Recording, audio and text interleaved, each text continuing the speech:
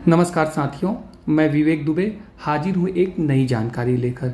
जैसा कि पिछले बार एक आदेश डालकर मैंने बताया भी था कि जब आप अतिरिक्त कार्य करेंगे अपने अवकाश के दिनों में, तो उस स्थिति में शासकीय कर्मचारियों को अतिरिक्त अर्जित अवकाश की पात्रता होती है।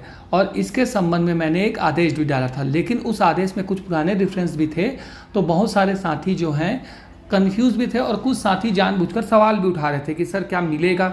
देखिए, अब जो बात मैंने कही थी उसका एक स्पष्ट आदेश मैं और आज आपको दिखाता हूँ। यह आदेश निकला है वाड्रप नगर से, जहाँ पर सीओ जनपद पंचायत ने पत्र लिखा है जिला शिक्षा अधिकारी को और उन्हें बताया है कि जो शिक्षा विभाग में पदस्थ ऐसे कर्मचारी जिनको ग्रीष्मावकाश की पात्रता थी और जिन्होंने 1 अप्रैल 2023 से 31/5/2023 तक सामाजिक आर्थिक जनगणना सर्वे में भाग लिया है, उनको अनुपातिक अवकाश की पात्रता बनती है, क्योंकि वो अपने ग्रीष्मकालीन अवकाश का उपयोग नहीं कर पाए। और इसीलिए उन्होंने पत्र लिखते हुए कहा है कि अतः ऐसे कर्मचारी जो ग्रीष्मावकाश में सामाजिक आर्थिक जनगणना 2023 के सर्वे कार्य के संपादन में लिप्त रहे, उनके लिए उनके सेवा पुस्तिका में ग्रीष्मावकाश के अतिरिक्त अनुपातिक अर्जित अवकाश इंद्राज करने हेतु आदेश जारी करने का कष्ट करें।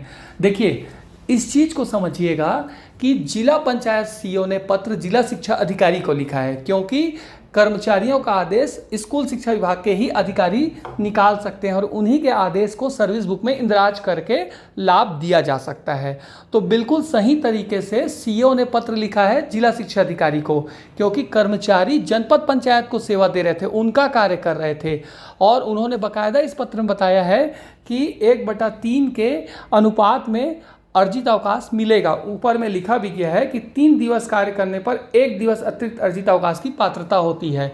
दरअसल शासकीय छुट्टियों के दिनों में यदि आप कार्य करेंगे तो इसी अनुपात में छुट्टी मिलता है। यदि कोई कर्मचारी 45 दिन कार्य करेगा तो उसके बदले में उसे 15 दिन अतिरिक्त अर्जित अवकाश मिलता है। तो एक बार फिर प्रमाणित हो चुका है। और मैं अन्य साथियों से भी कहूँगा कि जिन जिलों में नहीं निकला है, वहाँ पर जिन साथियों ने ग्रीष्मावकाश में यह कार्य किया है, वो अपने अधिकारी को पत्र लिखकर आदेश जारी करने के लिए कहें। बहुत सारे नियमों की जानकारी नहीं होने के कारण हम लोग जो लाभ का चीज़ रहता है उसका फ़ायदा नहीं उठा पाते हैं।